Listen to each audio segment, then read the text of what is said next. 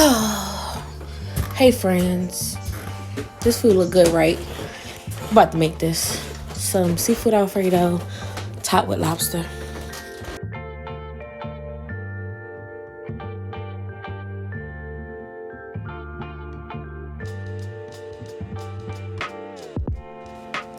Yo, I'm sad. My Eagles lost Super Bowl and I'm really sad. Let's get into this dish. I'm gonna try to pick up my mood for y'all. So all the seafood today is from H Mart. We have these huge tiger shrimp, some lobster tail, and what I'm just doing is placing them in some cold water so they can defrost. So garlic is pretty simple. Most people put it under the knife and then bang it to peel it. That doesn't typically work for me. I don't like it, and I don't like my garlic smushed. So what I do is take right there where the root is, and I cut that off. It kind of starts the peeling process for you. Like that first layer is pretty simple to peel off, and then makes the rest of the garlic easy to peel. So now that we have these huge pieces of garlic, we're going to mince them very finely because we are making an Alfredo sauce. So here I am checking on the seafood, and our shrimp are still pretty frozen. It's kind of a block, but our lobster tails are fine. They're bendy, so that means I can cut into them. So typically you would just use the scissors to cut down the back of the lobster. However, I am using the whole lobster tail today, and I want it to be sliced all the way down. So I just figured a knife would work. You'll see later that it didn't all the way. I ended up with the scissors anyway, so there's that. So here I am trying to crack this lobster's back, and I wanted the knife to go all the way through to the bottom. However, that did not work. So when I went to go pull the lobster apart, it didn't go all the way through.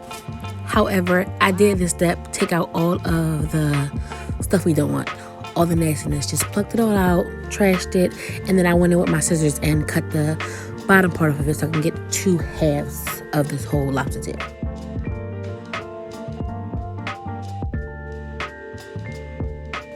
So I repeated that step for my second lobster, and then we're off to our shrimp. These are huge tiger shrimp. Some people call them prawns, and they're really, really simple to peel and devein.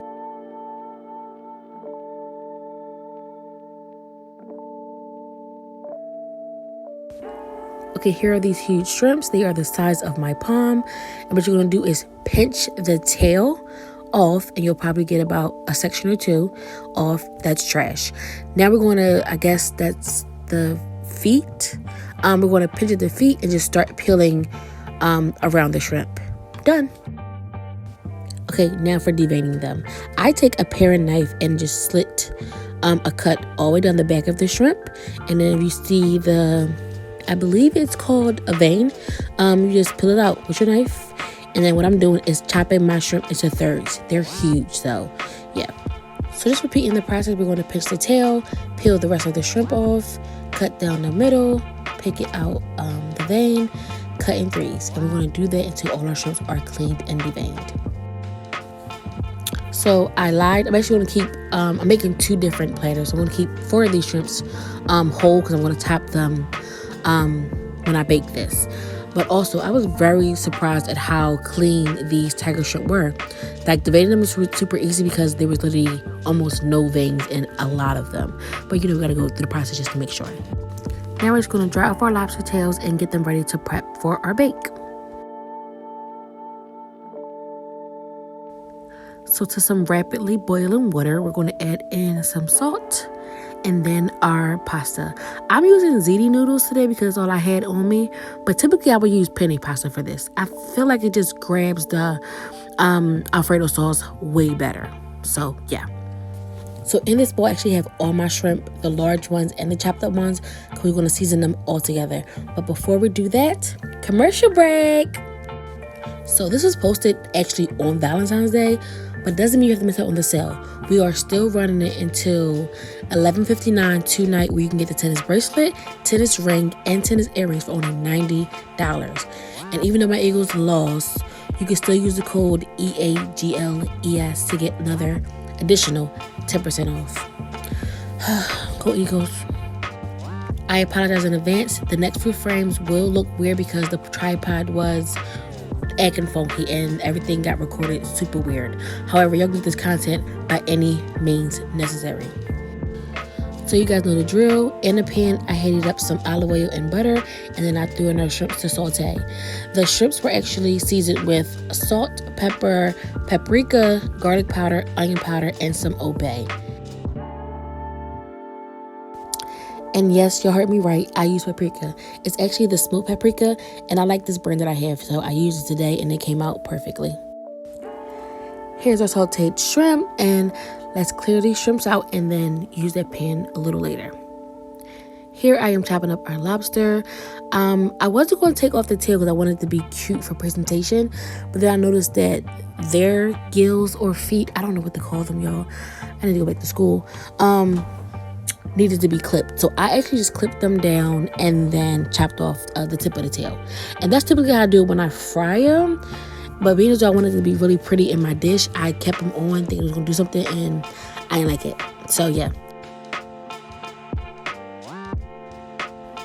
So, let's get into these salt and pepper shakers that my parents brought me that I don't like that much. But, yeah, they do a job. They serve a purpose somewhere.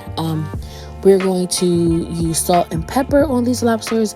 Also, some garlic powder, Old Bay, and then a little cayenne because I like my little spicy. You know how I do. Not to mention that those salt and pepper grinder shaker things need 12 batteries. What? I said, parents, how y'all buy me a gift that I gotta buy $13 batteries for?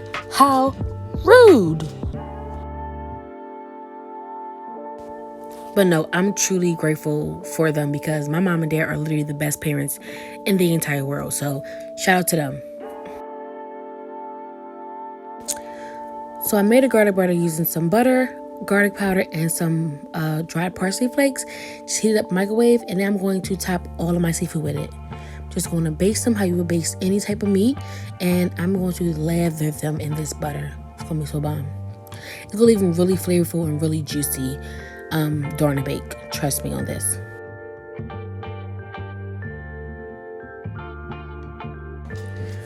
So I have a shrimp Alfredo sauce on my page where you can go in depth with this recipe, but I'm making my not so basic Alfredo sauce here, which is the same from that video. We're going to add in butter to our pan where we cooked our shrimp.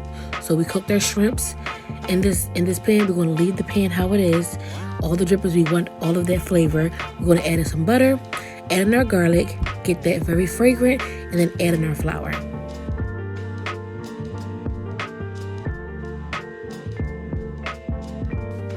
We're now going to move the flour around, getting everything really frothy and making sure that all that flour is dissolved. It's no longer there. You don't want that taste of the raw flour in your food at all. So I am now adding in my liquids, which is equal parts heavy cream, equal parts heavy cream and milk, whole milk.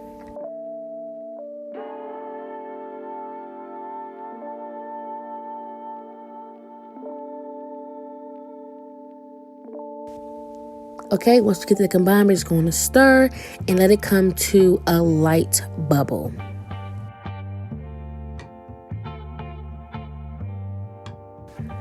So it came to a little simmer, and then I started adding in my seasonings. We're going to use some garlic powder, some onion powder, that fine stuff that I don't know why it's here, a little bit of salt, some pepper, of course, and then we're going to add in some of that smoked paprika.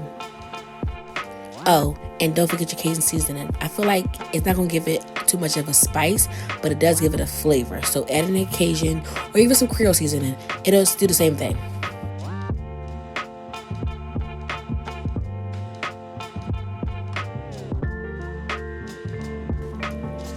So they're going to bring this to a boil, and I brought mine a little bit too much of a boil, but that's fine. I'm going to add in my cheeses.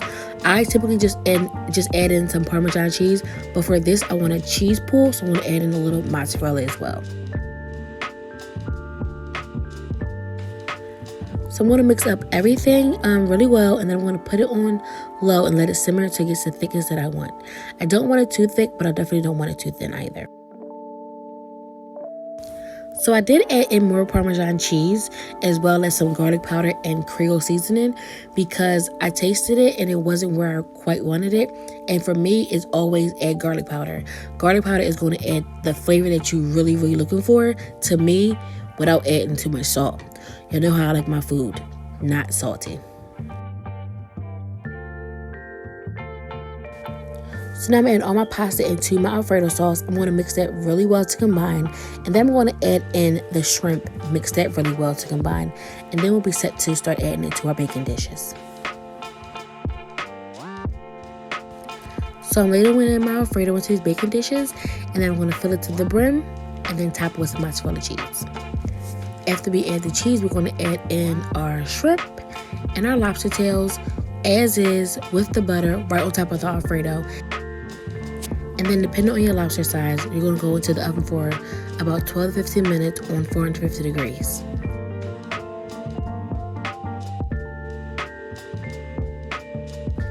Here I am just adding some of that garlic butter that I made earlier on these Cheddar Bay biscuits. They were generic brand, I ain't like them. And when I tell y'all, this was so good. It was so good. The only thing I didn't like was that it didn't give me the crust that I had got before on it. But look how pretty everything looks. Friends, the Alfredo was so creamy. The lobster was so juicy. The shrimp were cooked to perfection. And even them nasty biscuits was good when I dipped it in the sauce. This was everything, yo. And it's so dang pretty. I just topped it with some parsley and gave it some color. Babe, your food done?